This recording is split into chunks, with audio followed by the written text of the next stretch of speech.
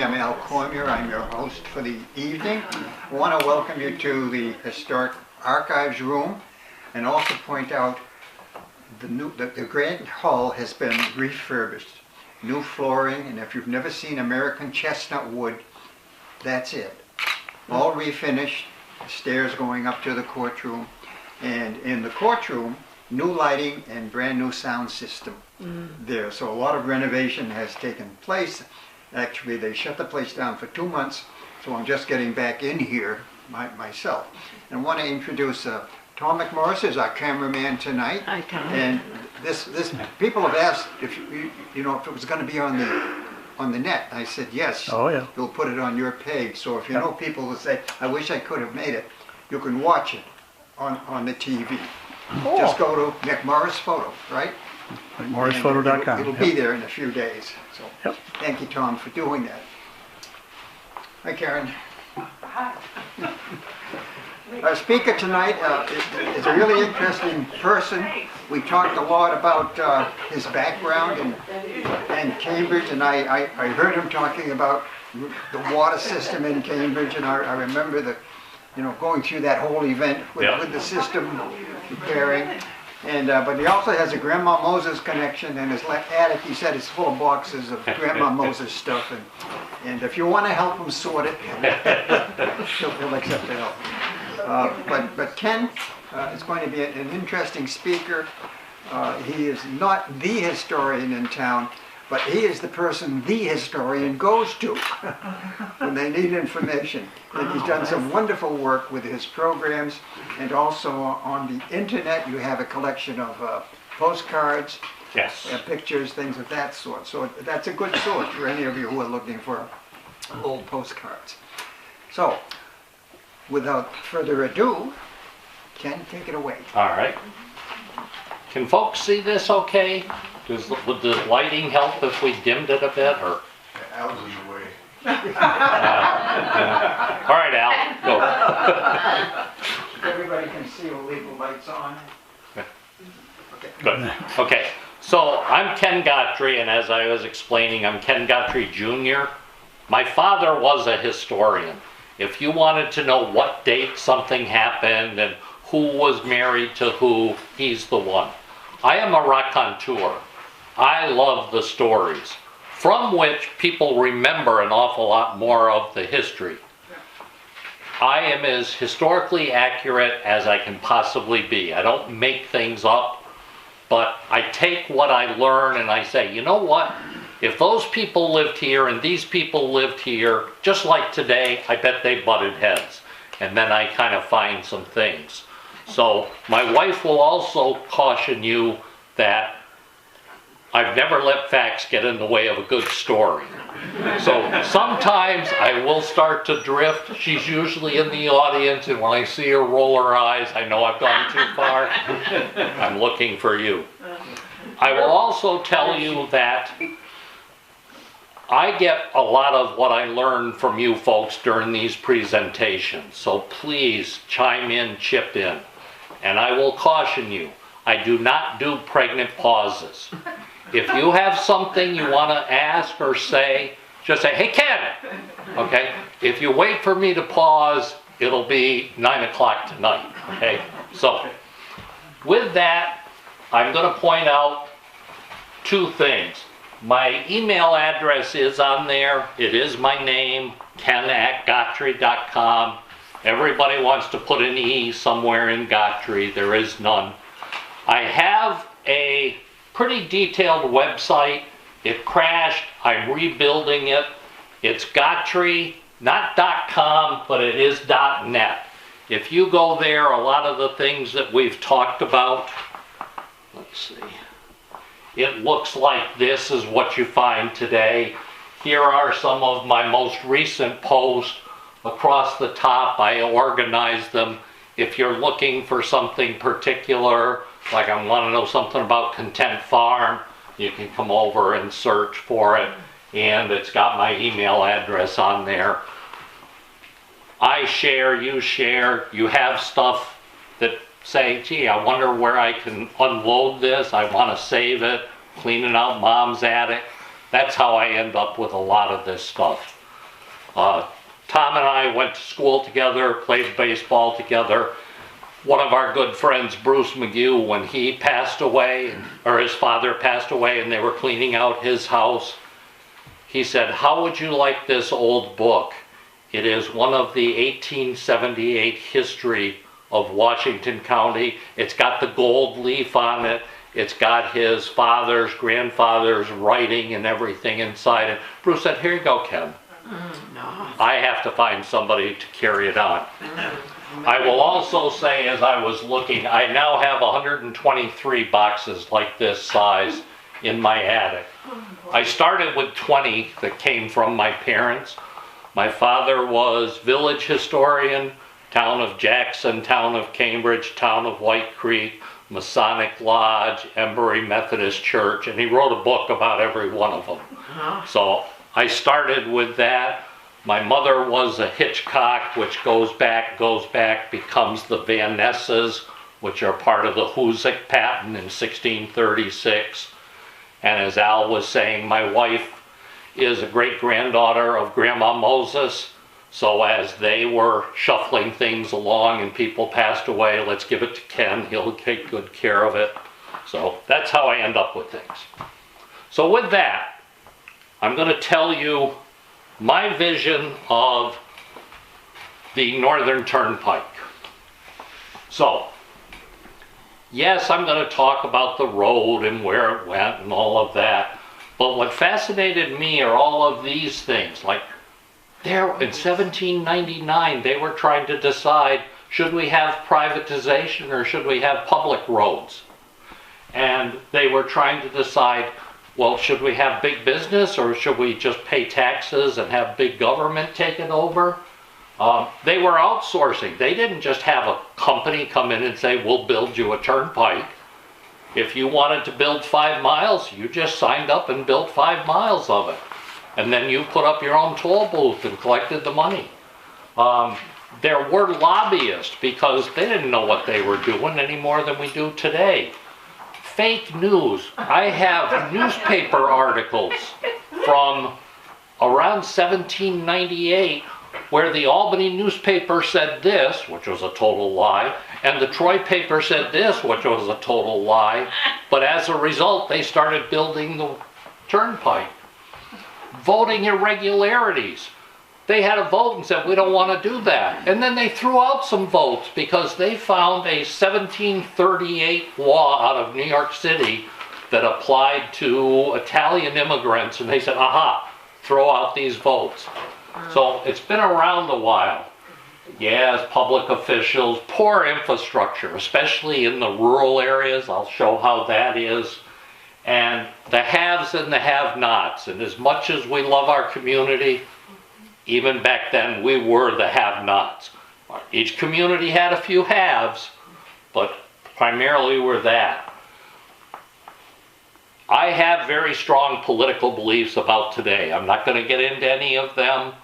I'm not going to argue one side or the other, but I'm just going to say, anything you see today, I bet you I can find something in these 5 years that tie to it. So, the Revolutionary War ended, and we had not paid our soldiers, and we said, hey soldiers, you want some free land? It's over in a place called Ohio. Try and get there. There aren't any roads, there aren't any railroads, the rivers don't go that way, or they certainly don't go far enough. They hadn't started building canals yet, so they said, all right, we're going to have to start building turnpikes. If you go down to Albany today and you turn onto Route 9, they still call it the Columbia Turnpike. If you get on Route 20 and start heading out, it's still called Western Turnpike. You go a little bit farther, it's still called the Cherry Valley Turnpike. Every one of those roads went east and west. They built one road that went north and south, our road. If you were in New York City and you wanted to get to Canada, you had to go through Cambridge, you had to go through Salem. It was the only way to get there. So, they were trying to figure out how do we finance the building of this roads, and they tried lots of different things. They did have a state lottery around 1790, 1792. Going into storytelling mode. I think they collected a lot of money from these lotteries, but I don't think they ever spent it on what they said they were going to. Yeah. I don't have proof, but it feels that way. 1797, they did finally come up with, this is the way we're going to do it. And then 2 years later, they changed their mind. So, there was the beginning of political parties. Okay, George Washington, forget it. John Adams, forget it. As we started to get toward Thomas Jefferson, they started saying, let's have some sort of affiliation. And they are still called the Jeffersonian Republicans. And opposite of what you might think of today, they all wanted big government. And the Federalists, who you would think, Alexander Hamilton, National Bank, build up the big government. No, they wanted privatization. So I always tell kids, if you ever asked a history quiz, it's probably the opposite of what you thought.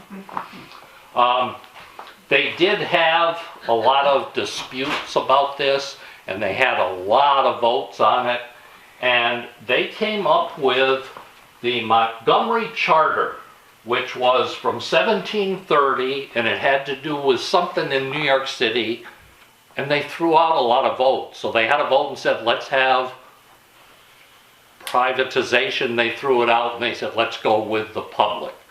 Maybe it was the other way around. But trying to figure out what they should do, they did not want another king. So they were trying to say, we need these roads, but if we have a big government, are we just going to end up with a king out of it? So, all roads, even before the turnpikes were built, there was a road tax. It wasn't dollars. Tom, you're going to have to go take care of Main Street 3 days next month. That's your tax. Well, Tom makes a lot of money, and Tom says, I'm going to have Billy do it for me. And Billy was drinking the night before and didn't bother showing up. Well, I'm going to have Johnny do it. Johnny's got to go out and take care of his farm, and he didn't do it. And all of a sudden, the roads weren't as good as you wanted. Rural, we're used to that. But that was what they were trying to decide, building all of these turnpikes. And again, I'm talking about the east-west turnpikes down around Albany too. So it's not just we country folk that they were doing. But we had a lot of different problems that they did not have, again, just because we're out in the country.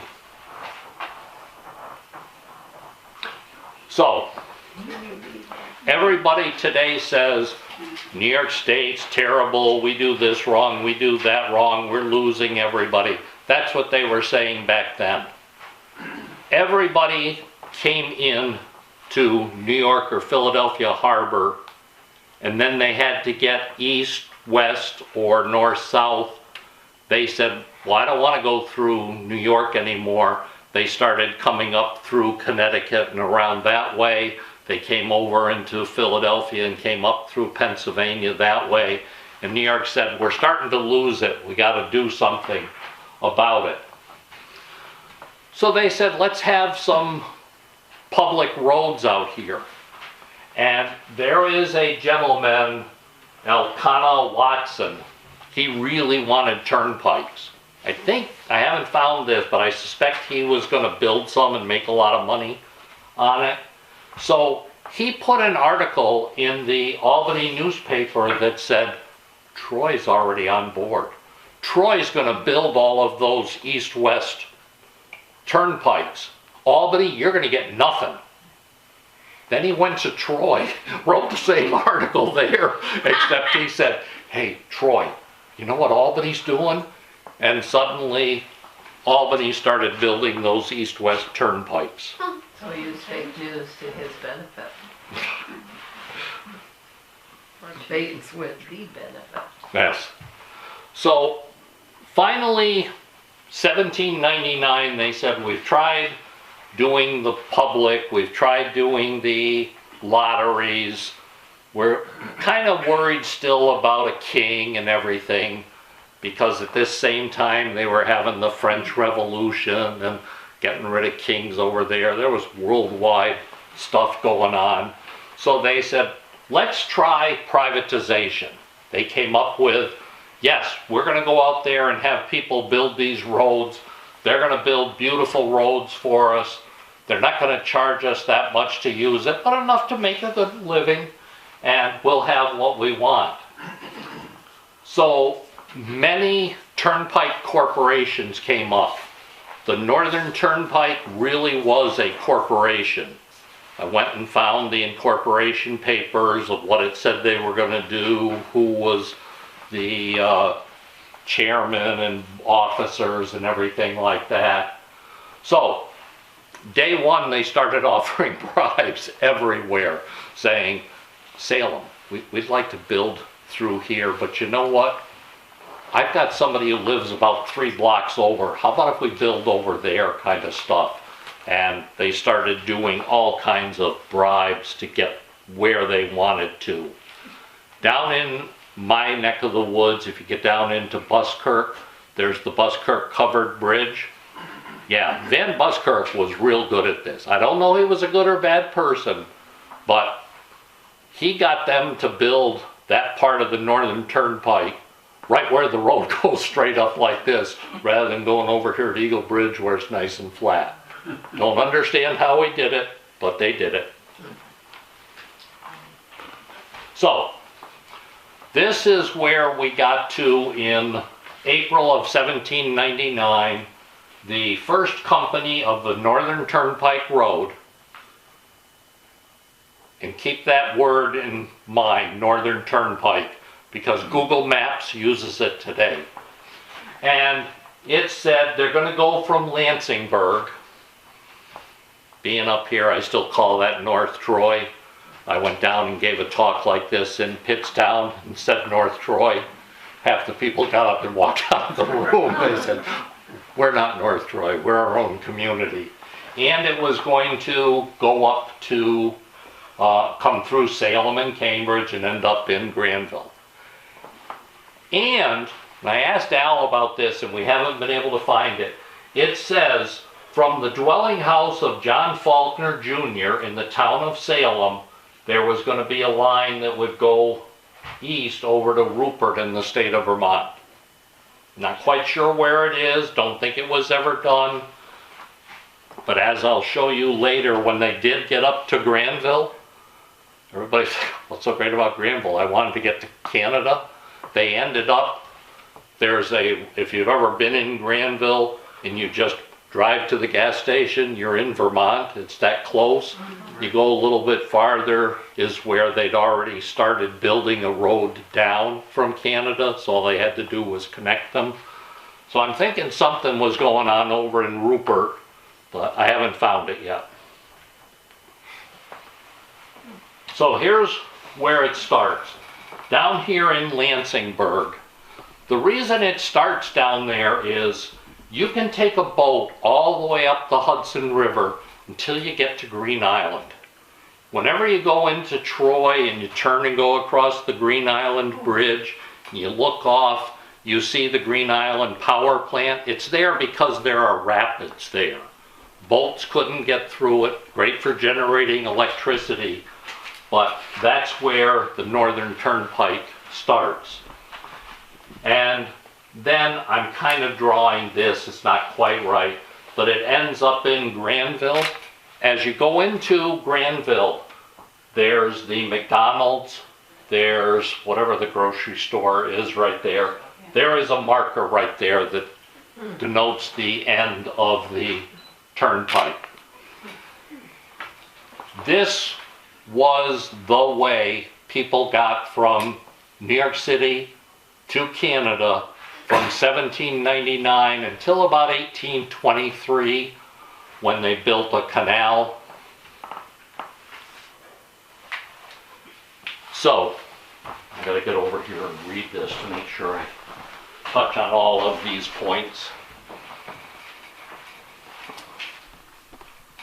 So, in 1801, there was an ad in the Lansingburgh Gazette, because that's where they started building the road, and they said, we want people to bid on producing a road that goes from Mr. Warner's house, south of John Younglove in the town of Cambridge, and it's going to go to the courthouse in Salem.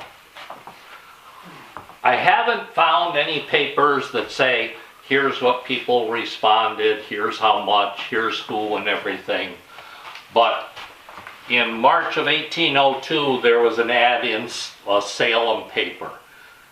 I think it was still what we call in Cambridge the Washington County Post, where it was still being published up here, but I'd have to check my notes on that to be sure. They wanted to build a bridge across the Battenkill. As you come up 22 by Keys Road, the Battenkill is there. Up until 1927, there used to be what was called by everyone the Red Covered Bridge. And that's where it started back in 1802, because that's where they wanted to get the Turnpike to. The Rexley one? No. No. No. Right Steel. on 22. Right on 22. But they called it the old red covered bridge. Yes, Oh. yes. And the reason I found that is, if you look in newspapers from 1927, there was a flood that picked it up and carried it away. I talked to an elderly gentleman that went through that bridge, and he said they called it the Kissing Bridge Really? down Cook Street. Ooh. I gotta look into that one. That sounds like a good story.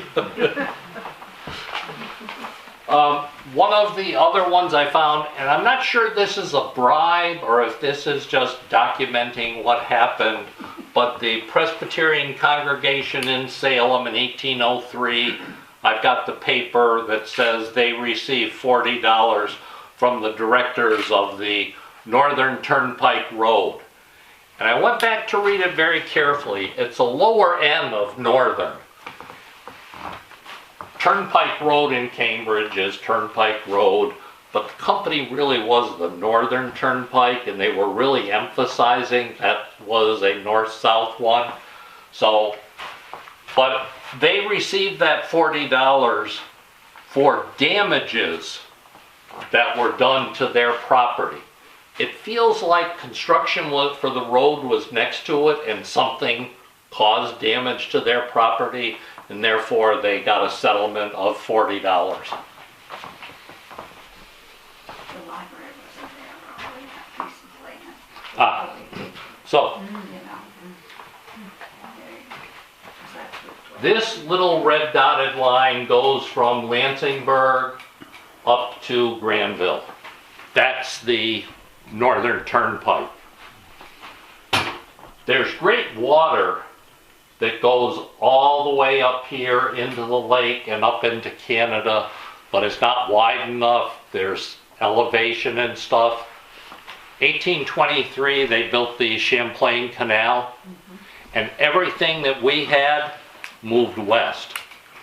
People are always saying, you know, why is Cambridge where it is? Well, we were the livery stop. We on our west end, where the Turnpike Road comes into by our grocery store, that was where we had hotels, livery stables. It was a very convenient stopping point for them.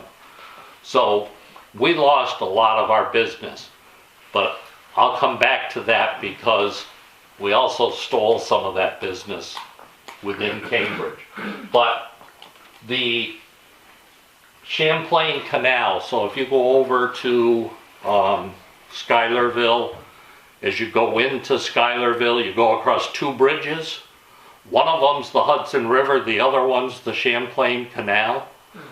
If you go up a little bit farther to the Hudson Crossing Park, you see there's a lock still there, and it's there because the boats couldn't go up the hill, so you go in, raises it up, you go to the next one, it raises it up, If you go Route 4 up to Fort Edward, you're driving along the canal, and again you see the locks and everything. They took our livelihood. They moved it that way. But they didn't last for long because the railroad came in.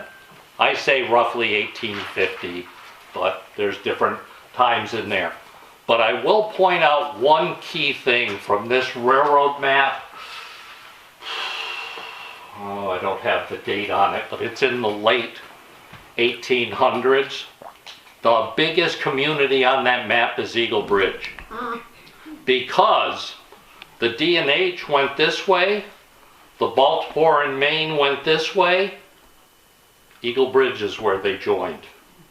That's why Eagle Bridge had 4 hotels, because you had to stop, wait for the train coming the other way, so you stayed over, kind of thing. So, yeah, you look, here's little bitty Albany, and there's huge Eagle Bridge. So, the Turnpike first was how you got north and south, then it was the Champlain Canal, and then it became the railroads. Are any of those hotels, other than the Eagle Bridge Hotel, still in Eagle Bridge? I know the Eagle Bridge was still there. No, burned. Burned. Yep. Where the post office is. Yep. If you go to my website, I did one of these presentations on Eagle Bridge, and I show you the different ones and where they burned and everything. Yeah, there's a lot of that.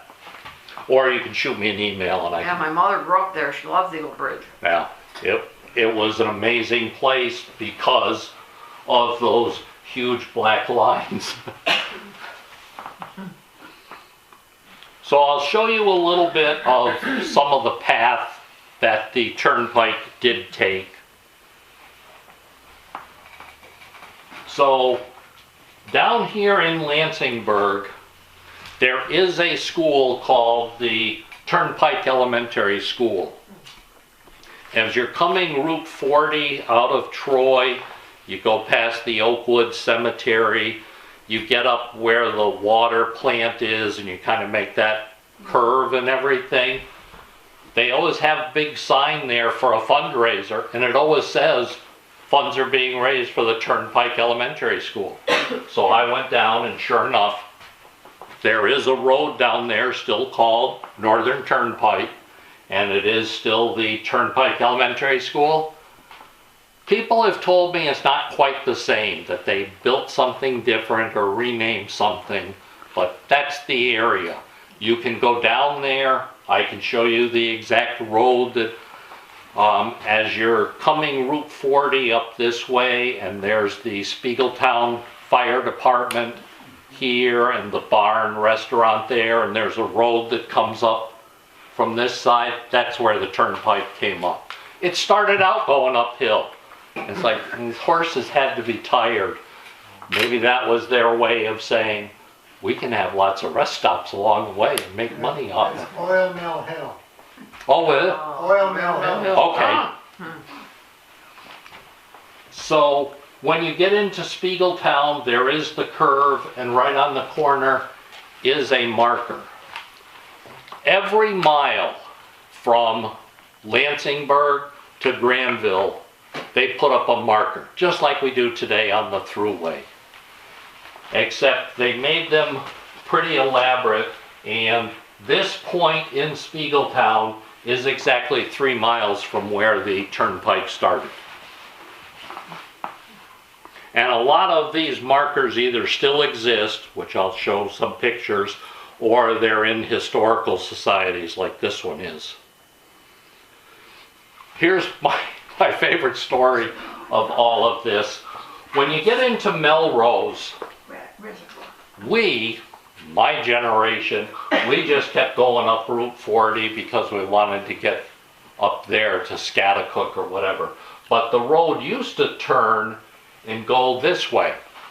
I call it the back road. My mom and dad still refer to it as the main road.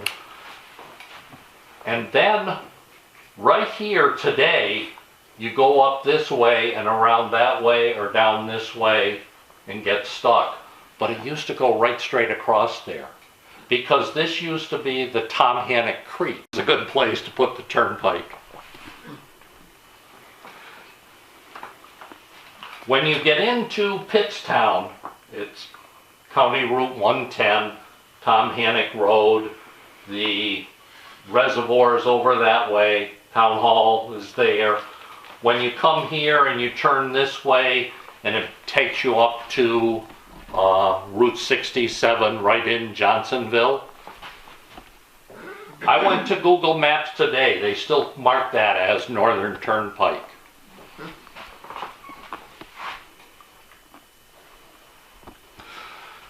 A lot of this I got when talking to the people at the Pittstown Historical Society. That one is 16 miles. This is the 3-mile one. One of these was a stepping stone in a farm in Connecticut, so that as you went from your house into the garage, you didn't want to get dirty, you stepped on the back of this. They did some excavation about 20 or 30 years ago, turned it over, kind of expecting to see a grave marker. And they said, what the hell is Turnpike? Did some research and they ended up with it.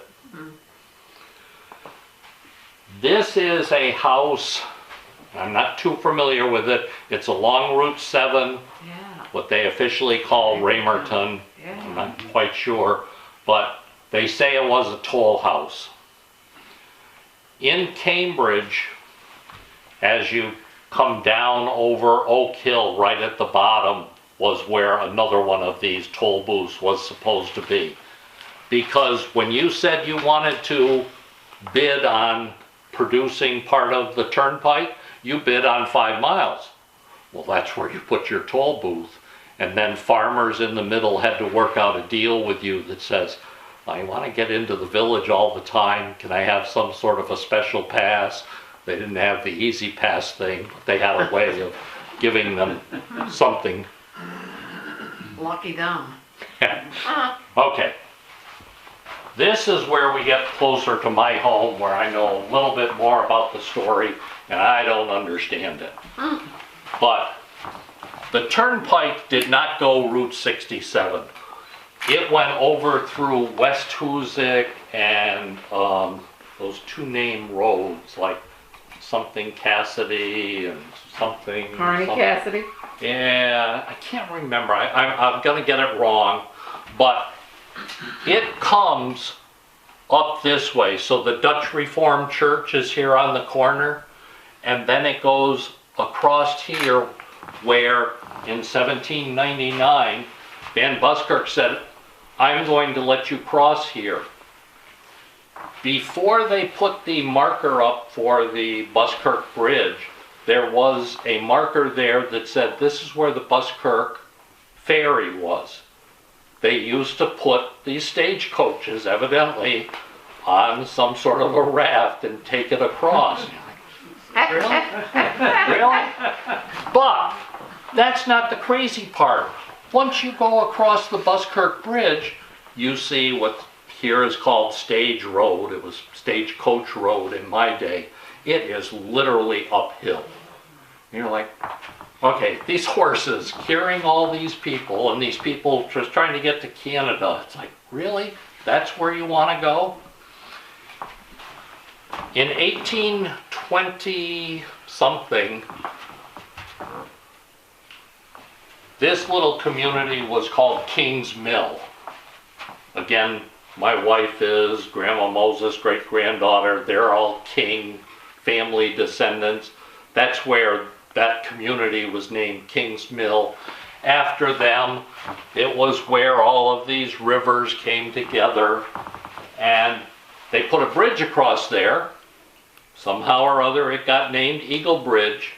And all of a sudden, the turnpike said, let's go someplace different. Rather than go up Oak Hill, let's go around it. And now that's why we have Turnpike Road over there. It was not part of the original turnpike. I'm not exactly sure when it changed, but when you get up to the top of this hill, there's a farmhouse, and they've got a sign on the side of it. It's not just a mere home, it's the old homestead or something like that, because that's what it was called back then. But Eagle Bridge stole all the business from Buskirk around that time. And now we're going to get a little bit more, and we didn't want to pay the tolls. That's as simple as it can get. A shun pike, you are shunning the toll. You're trying to get away without doing it. So if I can just go around the toll booth, I'm all set. Down in White Creek, along the Turnpike Road, which when it gets up into Cambridge, it's where our grocery store is now, and Levin's on the corner there. That's Turnpike Road. There is a marker. This one is still down there. It's where the checkered house was. Grandma Moses painted it 10,000 times or something. But for some reason, we put fancy stone around ours, which I thought was pretty nice. I went down and showed this in Pittstown. Yeah, who do you think you guys are? We just have these little marble things and you have to do that. So somehow Cambridge thought we were pretty special and wanted to make our signs a little bit better. But here's what's important to me is right here where the Amish have their place, that road is called the White Creek Shunpike Road. Because somehow, if you keep going up here, you're going to hit a toll booth. Not sure where it is, but we can head over that way. Bonnie? Hoeg? Is Bonnie here? No, okay.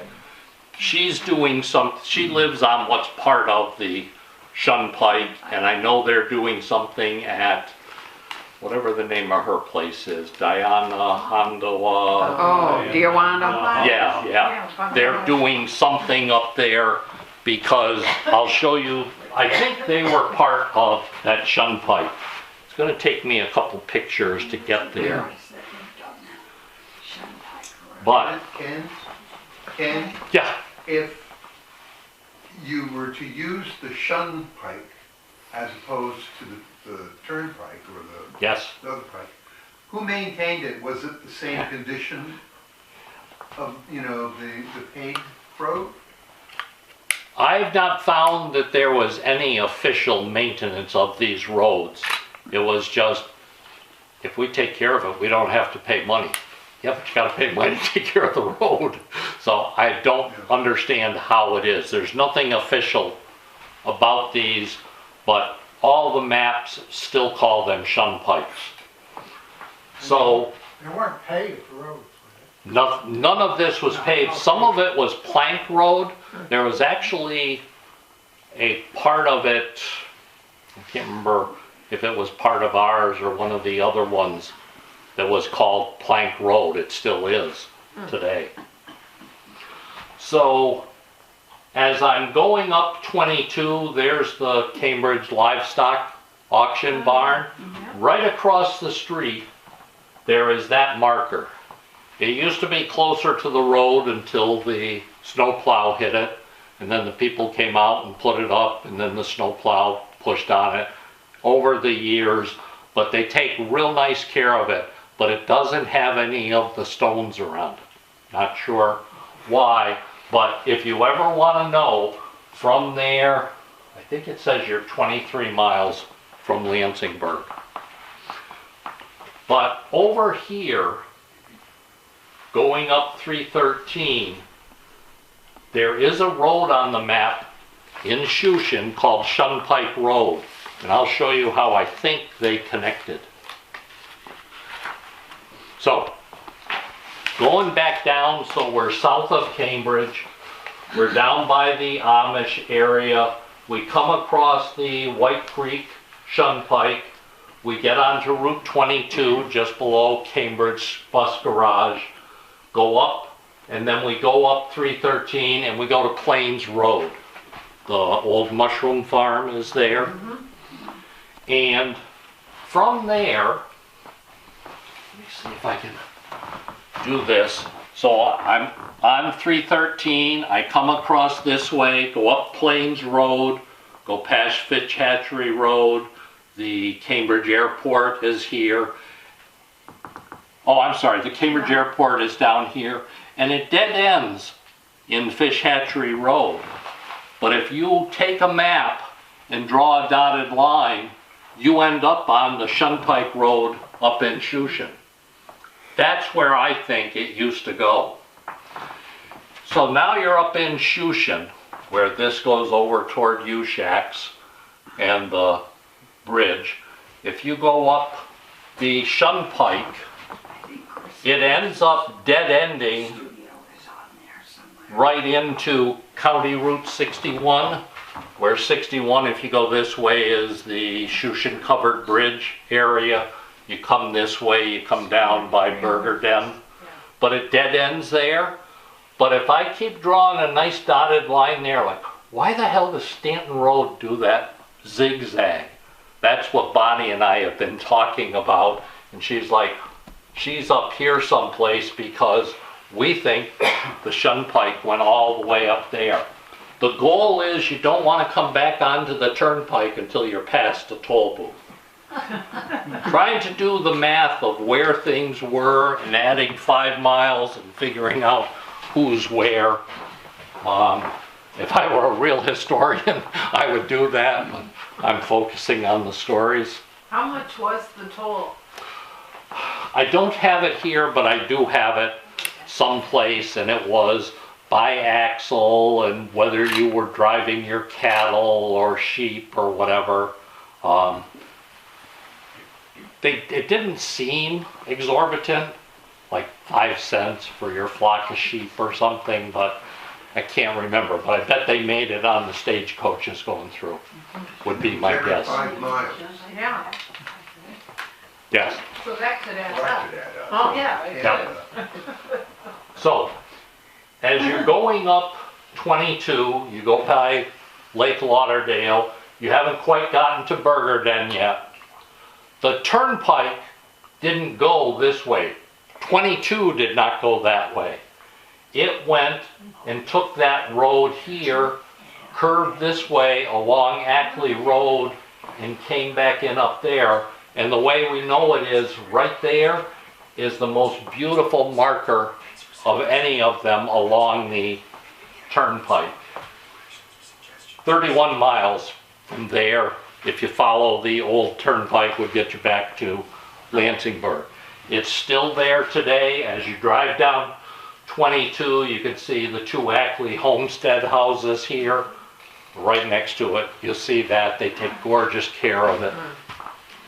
You know, the Ackley land goes all the way over to Stanton Road, Oh, really? and that may be why Okay, Turnpike continued there. that would make sense. See, I knew. You make up as good stories as I do. There is a place, and I remember it as a kid, and I never could quite remember the name of it. I called it Well Kedron. It's on 22. I think I say below the trooper barracks, but I think it's the sheriff's barracks now. And Who owns that? there is Well, it has Sheldon Farm. one of these. Oh, that was one of the horse stops along the way. That was an inn. That was a rest area that people went to. Here, Brook Lane, pretty much across from the fire station. Okay. You see that one sitting out on the lawn. Oh, I guess that's just a close-up of it. So now you're 36 miles away. So if I were to walk from there down to Ackley Road, I would have walked 5 miles on the Turnpike. Some more around here, and you folks probably know these better than I do. On 22, there is 38 Mile Post. It's north of Salem. 39 is up there. 40, I kind of can picture that house, but I'm not quite sure where it is. Well, once I get north of Salem, I'm Cambridge boy, but it is 40 miles from there. And this is the end of the Turnpike. Again, if you go up 22 to Granville, there's the McDonald's, there is the grocery store parking lot. Still sitting right out there is something that says this is our 53 miles from Lansingburgh. That's the end of where the Turnpike was. And that's the end of what I have to say.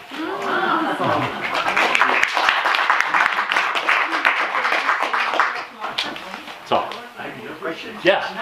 What was the urgency to go, build this to go to Canada, and you can make Canada come back south? There's a lot about who went which way and why on these things, because around the Revolutionary War, all the loyalists started heading up that way. So I'm not really sure how far down they came. Going back before the Revolutionary War, where it was the French and Indian War and England won, well, nobody knew it. So the Indians were still killing people and the French were still shooting people. So I haven't traced it back there, but that's a good question about where they go. I always focus on, if you're a hot shot out of New York City and you want to get to Canada, you got to come through my hometown. So. But none of these mention the distance to where you're going. Right. Unless you're headed south. Yes. Right, yeah. And I don't know if it was just a way to prove that you had built 5 miles, so that someday I want to go out and see if they're really a mile apart. Somebody said, I'm going to build 5 miles, and it ends up being 3.5. Why did they choose Lansingburgh? I didn't, maybe I missed that part. You could come up the Hudson River from Oh. New York City, and when you get to Troy, it's still a river. Yeah. But in Troy, as you go across the Green Island Bridge and you look, Green Island has a power plant there. There's rapids and a waterfall, and a boat In the can't get Hudson through. River. In the Hudson River. Okay. You cannot go any farther Oh, I north see. Right, on it. That's when they said, well, let's just build a canal a right. little to the side of it. But that's where Lansingburgh was. Yes. Is. Yes, that's where it started. If you go, I think it's maybe 2nd Ave, where you're actually driving right along the Hudson River, Yeah. coming out of Troy rather than going Yeah. up Route 40. Right. And you're almost touching the river, and they have all those grand houses on this side. Yeah. That's where I think all of this started. Ah, That's just a guess, I haven't proved that, but So they don't have any locks south of, I don't know where they start. South of where? south of Lansingburgh? No, it's, No, you No. can, the whole river's navigable. It's all river to there, but I'm not sure from Lansingburgh up to Schuylerville how many locks? Oh, yeah, there's. where the canal is and everything. Guy comes up. I just know when I walk into Schuylerville, I know where the canal is and I know Yeah, where the locks there's are. locks down by Stillwater. Yeah. Oh, right, that's right. there. Stillwater. And, but Oh, the yeah. Hudson River is navigable all the way to the dam in Green Island. Okay. The So dam that's why. Yeah. Okay. In Green Island, Oh, yeah. so, And it's pretty deep, you have fairly deep water ships that come to the Port of Albany. yeah, No, it's a navigable river. it still is, yes, And yeah. the straight bass only go to the dam in Troy too.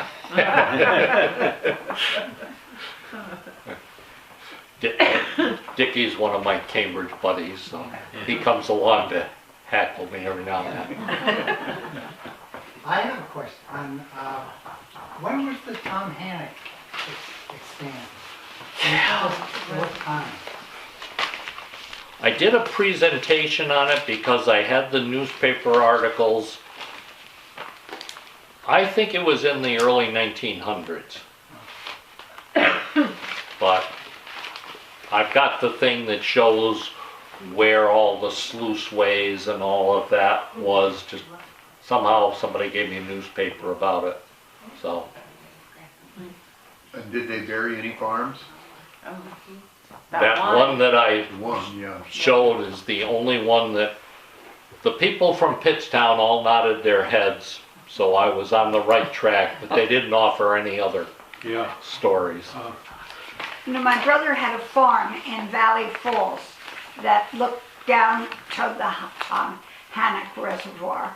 And I'm trying to remember when you went there, whether there was a bridge. You sort of showed a road back there that cut across there out of like Melrose or somewhere where you would go right.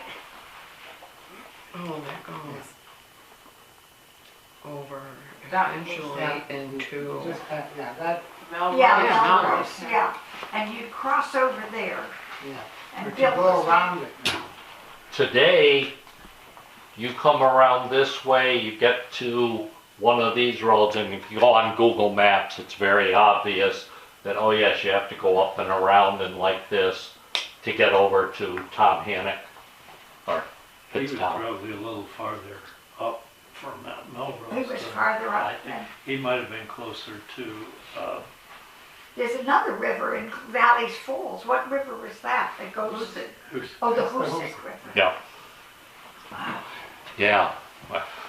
Getting going on rivers because Cambridge having the owl kill and Cambridge being the Indians and all of that research, Lake Lauderdale, owl kill comes out of the bottom of that, flows down through the village of Cambridge where we've got our pretty green walking bridge, goes all the way down to Eagle Bridge where it runs into the Hoosick, which goes all the way over until it runs into the Hudson, and that's where, what's the name of the the Knickerbocker Mansion over there, Yeah. and all of the Indian raids and everything. That's how our Indians got over there. I think your That's brother Do was in Valley Falls. It's Yeah, right near it's right here. Scannick. But So Yeah. the I bet you was Walloomsack, up a little further north, looking down on that. Gotcha. with the Walloomsack, you can come out of Vermont, get to Eagle Bridge, get on the Hoosick, get to Stillwater, get to the Hoosick, or to the Hudson, go down the Hudson. Now all of a sudden, that's how they would use the waterways back then. I think. The map makes it look that way to me. The other questions? Don't go away because I'm sorry. Go ahead. In the winter, did they shut that road down, or did they maintain power? Which road? The whole turnpike, from Lansingburgh up to, They did not take good care of it. In Cambridge, they did.